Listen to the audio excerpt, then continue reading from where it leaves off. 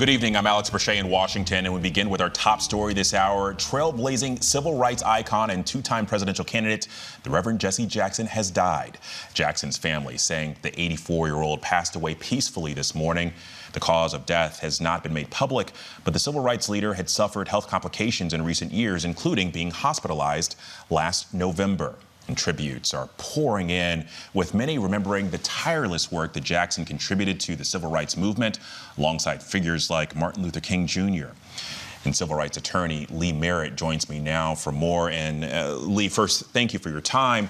But I wanted to ask you, because the last time I saw the two of you together, it was back in Brunswick, Georgia. It was during the Ahmaud Arbery trial. Reverend Jackson, he barely spoke that day, but his presence said a lot.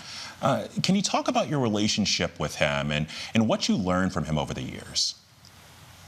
You know, the time in Brunswick was really important because it was leading up to the trial. And for a lot of people, they were not focusing on South Georgia in the moment. And Jesse, like you said, he didn't say much, but he came and he sat in the back of the courtroom. And the criminal defense attorney for the McMichaels, who murdered Ahmaud Arbery, noticed him there. And they spoke to the judge and they said, "We don't want any more black pastors coming here anymore." And you'll recall that there was an international response of thousands of pastors who poured into the region because his presence was so inspiring. And that's what I remember about him in sort of the latter years. But I've been a fan. I've been inspired by him since I was an elementary student, honestly. Yeah. You know, in all this reflection, I've been reading back on like some of his past interviews, and he told the Washington Post back in 1983 how he wanted to be remembered. He said he wanted to be remembered saying that I did the best I could with what I had, and I gave my best against the odds. But I'm curious, how will you remember him? Well, I think that is at the root of it. He says he wants to be known as somebody who did his very best with really the least amount of tools. And I know that he was from a single parent home in Greensville, South Carolina, that he was raised in poverty, and that he said that despite that, his famous poem for me, a poem that I was forced to memorize in elementary, was, "I am somebody, despite that. I might be poor, but I am somebody."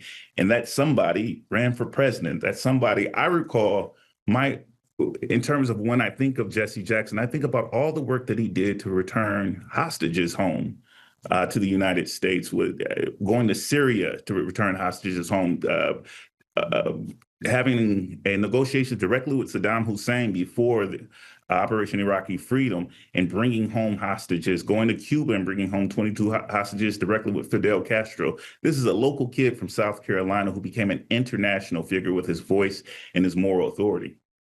Yeah, the other thing that's not lost on me is the two of you belong to the same fraternity, and so I recognize that's another layer as we're going through and remembering the Reverend today. You know, what comes to mind for you along that lens? Well, I really appreciate that question because there's something I actually have to say. The fraternity is Omega Psi Phi Fraternity Incorporated, and we believe in a principle called friendship. Friendship is essential to the soul. And President Donald Trump called Jesse Jackson his friend today. And I have to tell you that although Jesse Jackson appreciated power, he never bent to it.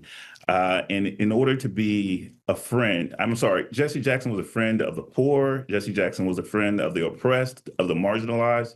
He was not a friend of a race baiter president. He was the president of, he was the founder of Rainbow Push Coalition. He believed in diversity and inclusion. He's not a friend of someone who uses race to divide our nation and to end diversity programs. And so although I appreciate that the president had kind words to say, I know that is a stretch for him. It was self-aggrandizing, really. And I wanted to be clear that Jesse Jackson was no friend. Our fraternity is no friend to people who divide up our nation and profit off our pain. All right, Lee Merritt, I appreciate your reflections today. Thank you. And stay with us as we continue to remember the legacy and life of the Reverend Jesse Jackson throughout the evening.